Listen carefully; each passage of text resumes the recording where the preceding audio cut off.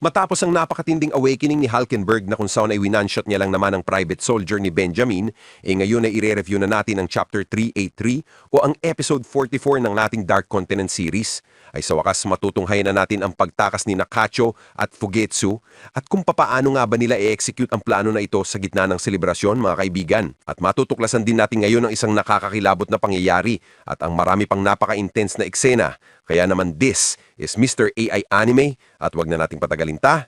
Let's go! Ang pamagat ng ating chapter ngayon ay Escape at nagsimula eksakto dito sa Black Whale na kung saan ay maririnig sa Tier 1 ang anunsyo na sisimulan na raw ang bet sa linggong ito at may nakaplano raw na gagawing concert mula sa Royal Family. Makikita naman dito ang mga BBIP na nagsipagpalakpakan na habang naghihintay sa mga performance. Kasabay niyan ay anunsyo rin na may kaunting pagbabago daw sa program kasi ang prince daw na si Sale na nagdeklara na babaguhin daw nito ang mundo sa pamamagitan ng kanyang performance, ngayon ay nagkasakit raw at hindi muna makakapag-perform dito. Pero despite sa news na yan, ay may mga magaganda pa rin naman daw performance ang kanilang matutunghayan sa gabing ito kaya ay enjoy na lang daw muna nila ang show. So apparently, itinatago palang tunay na nangyari kay Prinsipe Sale sa ngayon mga kaibigan. Matapos niyan, ay pinaalam naman ng butler na si Nugoy dito kay Kacho ang tungkol sa last minute na changes ng kanilang program na humihingi siya rito ng pasensya. Nasagot naman ni Kacho na ang kaunting performance na nawala ay nagpabago rin naman daw ng pagkakasunod-sunod o order ng performance. Sa isipan naman ni Melody ay wika niya na kung ganun ay wala raw sa kanila ang pagiging absent ni Sale kasi hindi rin naman nagbago ang order ng performance. At bukod dyan ay wala rin daw dito sa kanilang tabi ang first at second prince na pusigering mga non-users. Kaya medyo maliit na lang daw ang bilang ng mga posibilidad na pwede niyang ikabahala rito. Naayon pa kay Melody, 90 minutes na lang daw ang natitira para sa execution ng kanilang escape plan. Makikita naman dito mga kaibigan ng order of performance. Ang first performance ay isang freestyle rap battle ni Nabasho at isang hunter na nagngangalang Ridge. Pangalawa naman ay isang dance performance mula sa mga staff. Pangatlo ay isang rock band performance ni Izunavi at Giuliano at makikita pa nga rito na naka-rock band outfit silang dalawa mga kaibigan. Nasabi pa nitong si Izunavi na naiinis siya kasi bakit siya pa raw ang napili rito. Nasagot naman ni Giuliano na utos raw kasi ito ng prinsipe. Pangapat naman sa performance mga kaibigan ay isang a cappella mula sa personal guards ng 6th Prince, Tyson. Kasunod niya na isang intermission muna.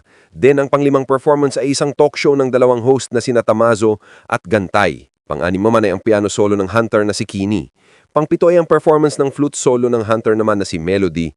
At last performance ay ang glass harp performance ni na Prinsipe Kacho at Fugetsu. Natapos noon nagsimula na nga ang concert at nauna itong rap battle ni Nabasho. Makikita rin dito ang dance performance ng staff, ang rock band ni na Izunavi at Giuliano, ang a cappella ng personal guards ni Prinsipe Tyson at ang talk show ni na Tamazo at Gantay. Pagkatapos niyan mga kaibigan ay inilipat muna si Marayam sa room 1013 na kung saan ay makikita sina Biscuit Vergey at ang isa pang guard na nagsabi na ang servants daw na lumabas para mag-perform ay di na raw makakabalik dito. Mas nagiging mahirap raw ang kanilang sitwasyon ngayon na napagsisilbihan itong Reyna dahil sa nailipat nga mga kaibigan na transport ang room na ito sa isang kakaibang space. Kaya paliwanag pa rito ni Vergey na unlike sa mga prinsipe at Reyna, ang biglaan raw pag-back out o kung biglang magba-back out ang isang servant ay i-interpret daw na isang threat.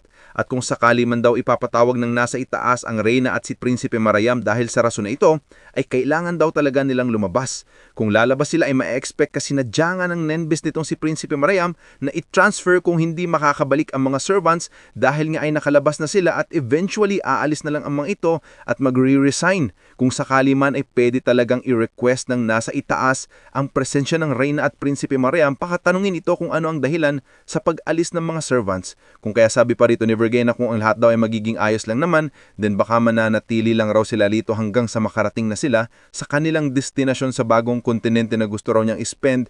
Dalawa lang ang natitirang time dito sa room na ito as peacefully as possible. Nasagot naman ni Biscuit na ganun din daw ang kanyang iniisip ngayon, pero mas mainam daw siguro na papapuntahin na lang nila ang ilan sa kanilang mga guards doon sa tunay na room 1013, mga kaibigan, which is ang room na walang tao ngayon kasi mas magiging natural lang daw tignan kung may nakastay daw talaga na tao sa tunay na room 1013 at hindi magtataka ang iba. Kaya ipapadala na lang daw muna nila ang mga hunter na guards ni Prinsipe Marayam sa tunay na room 1013 para maibsan na rin ang workload ng mga servants dito sa loob.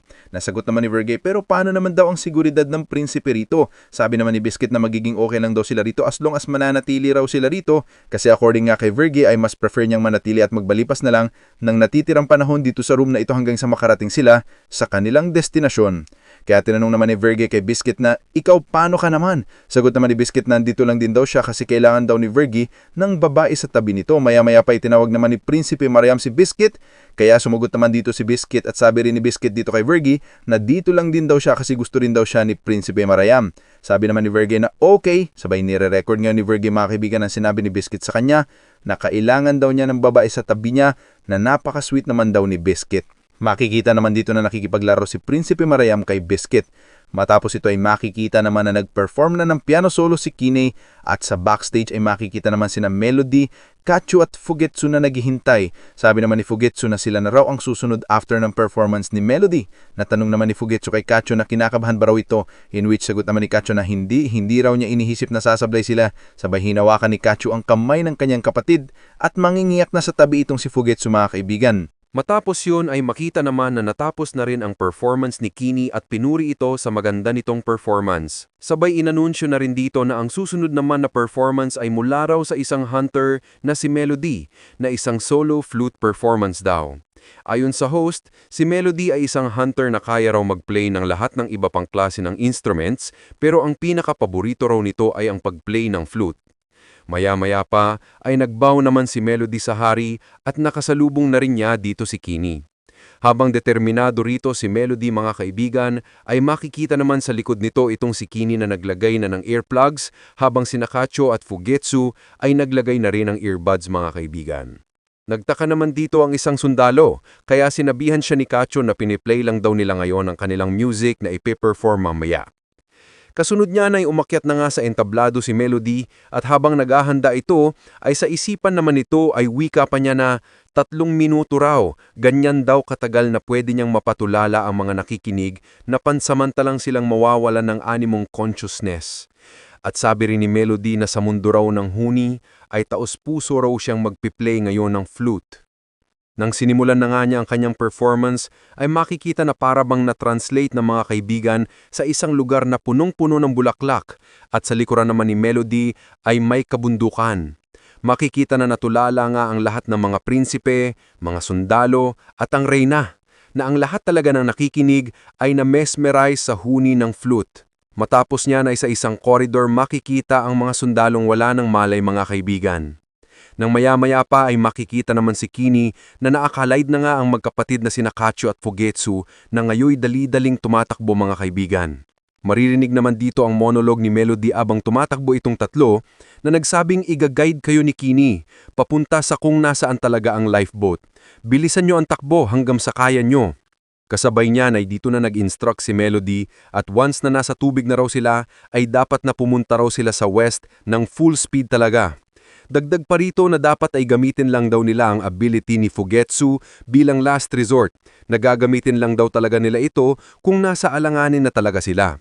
At once na nasa lifeboat na raw sila, ay pwede na raw nilang i-activate ang magic door na ability at i-imagine nila ang lugar na Kakin.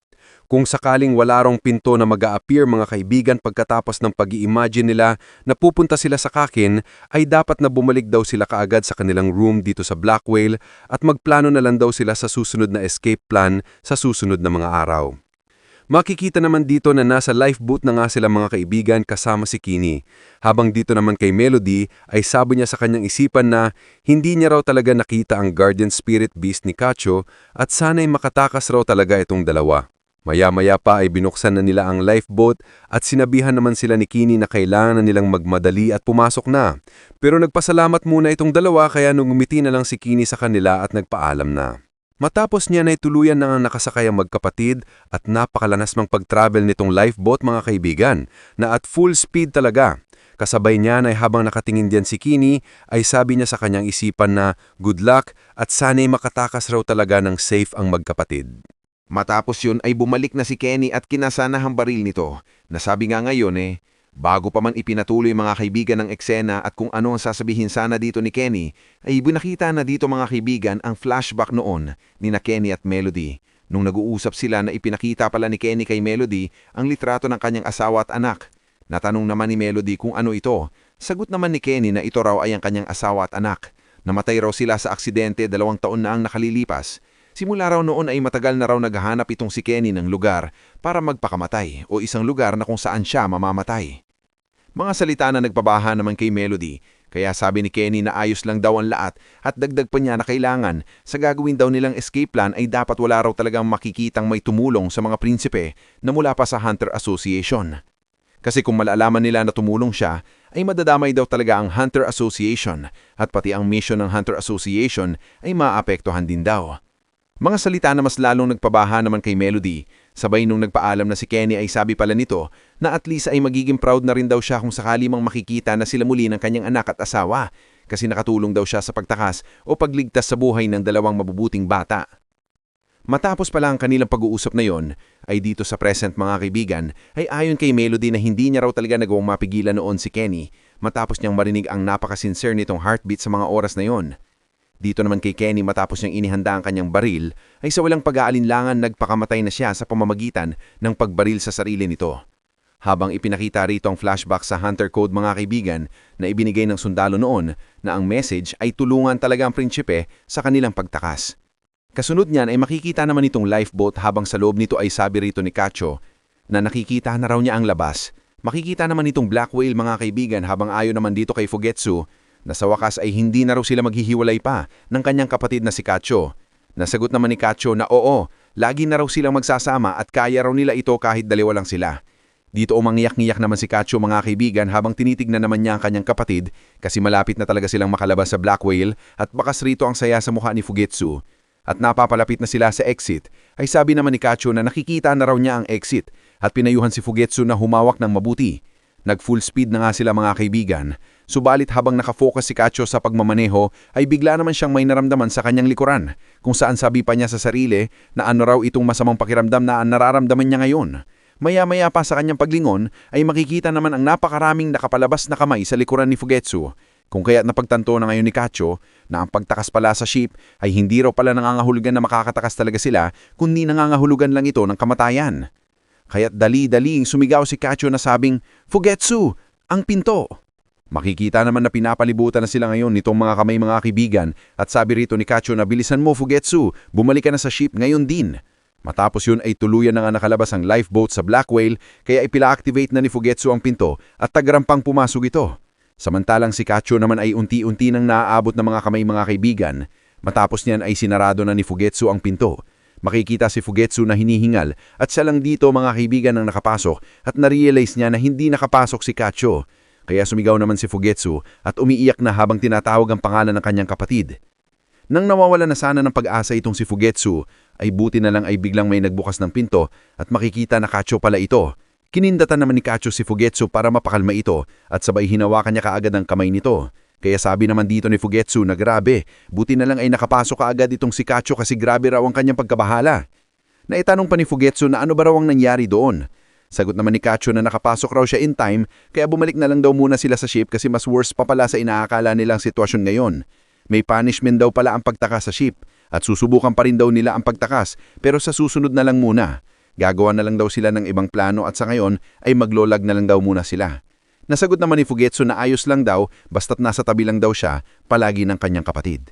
Matapos yun ay dahan-dahan na silang dumaan dito sa daanan mga kaibigan ng magic door nitong si Fugetsu at papunta na sila ngayon sa room ni Fugetsu mga kaibigan habang itong lifeboat na sinasakyan nila kanina ay naiwan na sa gitna ng karagatan. Matapos niyan ay tuluyan na nga silang nakabalik sa room habang ipinapaliwanag naman dito ang tungkol sa Nen Beast ni na Fugetsu at Cacho.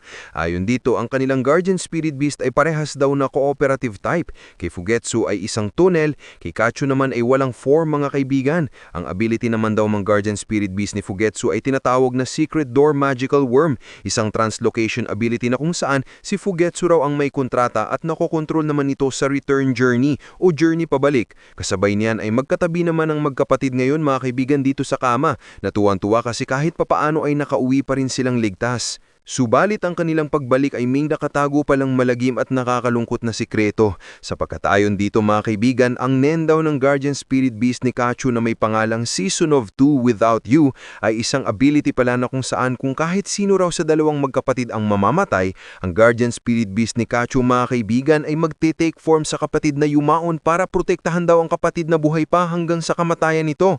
At ang form na kinuha ng Nen Beast na ito mga kaibigan ay walang iba kundi si Kachu, sapagkat makikita na bangkay o patay na pala si Kachu mga kaibigan at ang bangkay nito ay naiwan pala talaga sa lifeboat.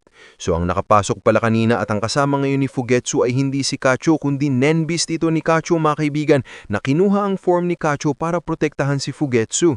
So ang Nen Beast ni Kachu mga kaibigan ay tila may components ng post-mortem Nen. Nakakalungkot lamang at nakakatindig balahibo ang nangyari sa pagtakas nitong dalawa na ngayon ay walang kamalay-malay o walang kaalam-alam itong si Fugetsu na sa kasamaang palad ay naabutan pala talaga kanina si Kachu nitong mamisteryosong kamay at ngayon ipatay na pala talaga ito. Ang Nen Beast na lang ni Kachu ang kasakasama ngayon ni Fugetsu. What a chapter! So far ay 3 prinsipe na ang namatay. Kaya sa susunod ay mas titindi pa ang eksena mga kaibigan sapagkat may mangyayaring breakout at all-out war sa pagitan ng mga mafia families at may papakita rin sa susunod ang nakakatakot na nilalang mula sa ability ng isang tao. Yan at marami pang iba ang ating masasaksihan sa susunod. Kaya dito muna natin tatapusin ang video sa last panel na ito. Kaya naman kung nagustuhan nyo ang video, like, comment, subscribe for more videos like this. Maraming salamat. This is Mr. AI Anime and see you guys again on my next video.